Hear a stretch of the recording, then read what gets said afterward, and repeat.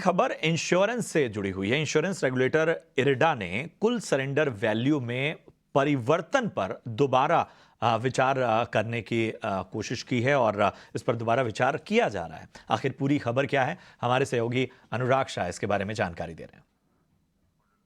Life insurance कंपनियों के लिए एक नेगेटिव डेवलपमेंट है। हाल की ही जो बीमा मंथन मीटिंग थी इंश्योरेंस कंपनियों की और रेगुलेटर आईआईडी की, वहाँ पर रेगुलेटर के द्वारा सुझाव दिया गया है कि स्पेशल कंपोनेंट एक है सरेंडर वैल्यू के अंदर, उसे जोड़ा जाए स्पेशल सरेंडर वैल्यू के तौर पे, और जो स्पेशल सरेंडर वैल्यू जो है वो गारंटेड सरेंडर वैल्यू के साथ जोड़कर जो टोटल सरेंडर वैल्यू है उसमें बढ़ोतरी होगी। जिस तरह से दिसंबर 2023 के अंदर नोटिफिकेशन आया था, वहां पर प्रस्ताव दिया गया था सरेंडर वैल्यू को बढ़ाने का, कई गुना सरेंडर वैल्यू को बढ़ाने का प्रस्ताव दिया गया था, लेकिन इंश्योरेंस कंपनियों का उसमें रेसिस्टेंस था क्योंकि उनके मार्जिन हिट हो रहे थे, असेट लाइबिलिटी का जो उनका रेशियो है वो हिट हो रहा था। तो जो आखिरी में जो नोटिफिकेशन आया मार्च 2024 के अंदर, तो वहाँ पर ज़्यादा बदलाव नहीं किए गए। अगर 3 साल तक सरेंडर वैल्यू सरेंडर की जाती है पॉलिसी, तो किसी भी तरह का बदलाव नहीं था और सरेंडर वैल्यू को पॉलिसी की अवधि के साथ लिंक किया गया। लेकिन